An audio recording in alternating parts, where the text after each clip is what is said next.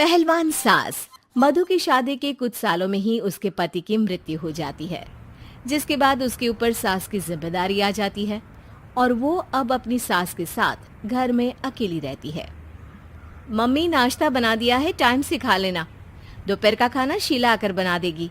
मैं ऑफिस जा रही हूँ। अरे क्यों उस टेप रिकॉर्डर पर पैसे खर्चा करती हो? इतना काम मैं खुद भी कर सकती हूँ। हाँ हाँ बिल्कुल। आधे समय तो जोड़ों के दर्द की दवाई खाती हो और फिर काम करने की बात करती हो। दवाई खाती हो तो क्या, मैं अभी भी अकेली 10 पर भारी हूँ। हाँ हाँ मैंने मान लिया। मधु घर से चली जाती है, जिसके बाद सास नाश्ता कर दवाई लेकर टीवी देखने बैठ जाती है। दोपहर को शीला घर आती है। अरे क्यों माँ जी, आज किस बात से मेरी नौकरी बची? अरे चल, ज्यादा बक मत कर, काम कर अपना। शीला खाना बनाने लगती है और सास वहीं पास में बैठ जाती है। माँ जी, मैं तो हमेशा ही बोलती हूँ, दीदी की दूसरी शादी करा दो। कब तक आप दो औरतें घर में अकेली रहोगी? आजकल माहौल भी बहुत खराब है और फिर दीदी की उम्र भी तो निकली जा रही है ना। तेरा नाम टेप रिकॉर्डर सही रखा है मैंने। तेरी एक ही बात को रिपीट मोड पर चलाने से वो पूरी नहीं हो जाएगी, इसलिए मेरी बहू से ज्यादा खाना बनाने पर ध्यान दे, नहीं तो कहीं वो भी तुझसे मुंह ना फेर ले और नौकरी चली जाए। क्या माँ जी, आप भी हमेशा मेरी नौकरी के पीछे ही पड़ी रहती हो? तो क्या तेरे पीछे पड़ूं? इसी तरह दोपहर से शाम हो जाती है और शीला अपना काम खत्म कर वापस चली जाती है। अब अकेली सास एक बार फिर टीवी देखने बैठ जाती है, जिसकी थोड़ी ही देर में मधु घर आ जाती है और सास बिना कोई देर किए शीला की बातें उसे बताने लगती है। मम्मी, आप भी ना किसी बच्चे से कम नहीं हो, जिसके पास हमेशा शीला को लेकर कोई ना कोई बात रहती ही है। अब बस भी करो ना, इतनी बुरी नहीं है बेचारी। अरे मैंने कब कहा बुरी है, बस उसकी बातें करके मुझे बड़ा मजा आता है। सास की बात पर हंसते हुए दोनों डिनर करने बैठती ही हैं कि लाइट चली जाती है। अंधेरे में मधु मोबाइल की फ्लैश लाइट जलाकर मोमबत्ती ढूंढने लगती है। तभी उसे हॉल में कुछ गिरने की आवाज आती है। मम्मी, आप अंधेरे में इधर उधर क्यों घूम रही हो? अरे तेरे पीछे ही तो खड़ी हूँ। हाँ, अगर आप यहाँ हो तो वो हॉल में सामान कैसा गिरा? भूत आया। अरे मुझे क्या पता, जाकर देखना पड़ेगा ना। दोनों हॉल में जाते हैं, लेकिन वहां कोई नहीं होता। अब उन्हें कमरे में से सामान गिरने की आवाज आती है। लगता है ये भूत चोरी करने आया है, इसे वापस कब्र में पहुंचाना ही पड़ेगा। बस हाँ हाँ, आप ज्यादा ना 30 मार खा मत बनो, मैं पुलिस को फोन करती हूँ। अरे जब तक तेरी पुलिस आएगी तब तक क्या वो हमारे साथ बैठकर अंताक्षरी खेलेगा? हट डरपोक, संभालने दे मुझे।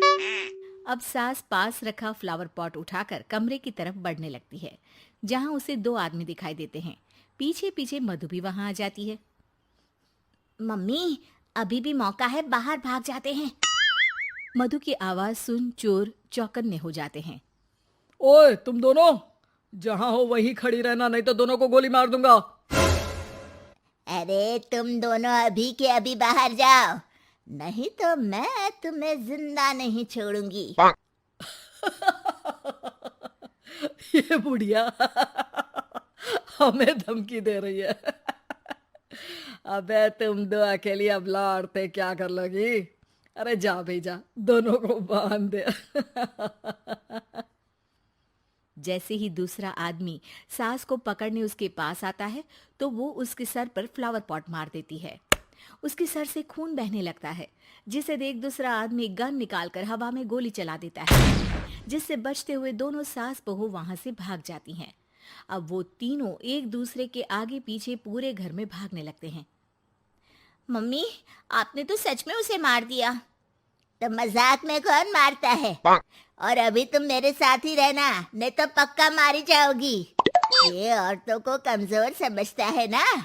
आज इसे औरतों की ऐसी ताकत दिखाऊंगी कि ये आदमी पैदा होने पर शर्म करेगा। ये अचानक आपके अंदर झांसी की रानी कहाँ से जाग गई? वैसे तो हमेशा जोड़ों में दर्द बोलती रहती हो। अभी तुम्हें जान बचानी है या जोड़ों के दर्द की कहानी सुननी है? मधु और उसकी सास कमरे में जाकर दरवाजा अंदर से बंद कर लेते हैं, जिस पर चोर बाहर खड़ा दरवाजा बजाते हुए उन्हें आवाज लगाने लगता है। क्यों डर गई? अरे वैसे तो बहुत धमकी दे रही थी। गेट खोल अब बुढ़िया। अबे पागल, धमकी देने और होशियार होने में फर्क होता है, पर ये दिमाग वाले काम तुझे तो समझ में नहीं आएंगे। रुक, अभी तेरा दिमाग ही बाहर निकालता हूँ। ये कहते हुए चोर गोली चलाने ही वाला होता है कि सास अचानक दरवाजा खोलकर उसके मुंह पर परफ्यूम डाल देती है, जिससे चोर गन फेंककर दर्द से चिल्लाने लगता है। मम्मी, अरे बहुत दर्द हो रहा है, कोई बचाओ, इसे हटाओ प्लीज। मैं किसी को कुछ नहीं करूंगा। क्यों रे, क्या थोड़ा सा दर्द होते ही मम्मी मम्मी करने लगा? अभी तो औरतों को कमजोर बोल रहा था। भूलियो मत, एक औरत ने ही तुझे इस दुनिया में जन्म दिया है, और वो भी तुझे ये दर्द हो रहा है ना, उससे लाख गुना ज्यादा दर्द सहकर। इसलिए औरतों को दोबारा कमजोर भूल कर भी मत बोलियो। वाह मम्मी, आपका ये रूप तो मुझे पता ही नहीं था। आपने तो कमाल ही कर दिया। कहा था ना, अकेली ही 10 पर भारी पड़ सकती हूँ। ये तो फिर भी 2 ही थे।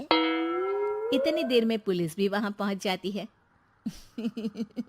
आ गए आप, कर लो इन्हें अरेस्ट और जेल में बैठकर अंताक्षरी खेलना।